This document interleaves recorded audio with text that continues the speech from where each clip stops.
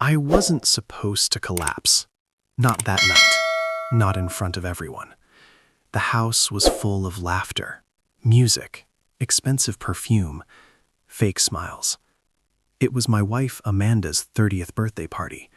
Her friends from law school, her rich cousins, her arrogant mother, who never missed a chance to remind me that I married up. I was in the kitchen holding a large plate of grilled steak, walking carefully toward the garden where everyone was gathered. That's when it happened. My legs just gave out.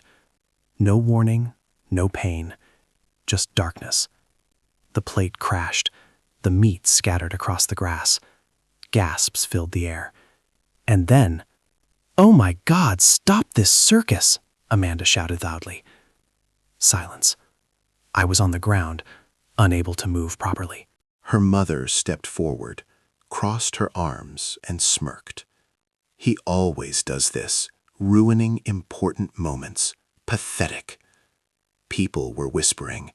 Some laughed nervously. I tried to speak, but my body felt numb.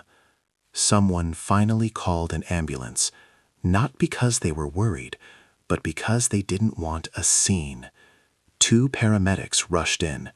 One of them, a woman in her early 40s, knelt beside me. The moment she looked into my eyes, her expression changed. She stopped checking my pulse.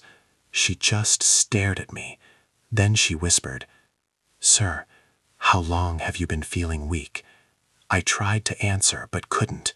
She quickly checked my pupils. Then she stood up. Her face turned pale, and she said something that froze everyone. "Call the police." Amanda laughed nervously. "Excuse me? Why police? He's just being dramatic." The doctor looked straight at her. "No, he's not." Then she turned back to me and asked quietly, "Have you been experiencing dizziness after meals?" My heart dropped. Yes, for weeks. Every time after dinner. I thought it was stress, work pressure, maybe low sugar. But then she asked, "Has someone been preparing your food regularly?" Now the garden was completely silent. All eyes slowly turned toward Amanda. Police arrived within minutes. The doctor explained her suspicion. His symptoms matched slow poisoning, possibly heavy metals or specific sedatives. Amanda's face went white. Her mother started shouting, "This is ridiculous! You can't accuse my daughter!" The doctor calmly replied, "I didn't accuse anyone, but his blood test at the hospital will confirm." That's when Amanda snapped. "This is insane! He's embarrassing me on my birthday!" Embarrassing her? I was lying there, unable to stand, and she cared about embarrassment. Police decided to question everyone. But here's what they didn't know. I had already suspected something. For weeks, I noticed strange bitterness in my food, and Amanda always insisted on serving me personally. Always. I had quietly sent a private sample of my blood to a lab 3 days before the party. The results came that morning. I didn't open them yet. They were still in my email. At the hospital, tests were done immediately. The female doctor, Dr. Carter, stayed beside me. Yes, the same paramedic. She was actually an emergency physician supervising field response. When results came back, she didn't look surprised. She looked angry. High levels of a sedative, small traces of thallium, a toxic heavy metal.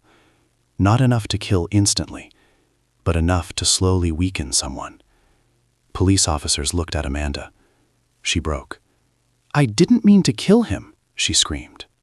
The room went silent. Her mother fainted. Turns out, Amanda had taken a massive life insurance policy on me 4 months earlier. $3 million. Her plan? Make me look sick, let me deteriorate, make it seem like natural organ failure, and collect everything. She thought slow poisoning wouldn't be detected, but she didn't expect a doctor who had seen this before. 2 weeks later, I was strong enough to walk again. Amanda was arrested for attempted murder. Her mother? Charged as accomplice, because the police found messages between them, laughing about how easy it was. But here's the part nobody knows. I wasn't broke. I wasn't dependent on her wealthy family. I had secretly invested in tech startups years ago, and one of them had just been acquired. I was worth more than her entire family combined. I never told her because I wanted to be loved for who I was, not my money. At her court hearing, she saw me walking confidently into the courtroom, strong, alive, smiling. She whispered, "You ruined my life." I looked at her calmly and said, "No, you tried to ruin mine." Then I walked away. Not broken, not weak, not embarrassed, just free.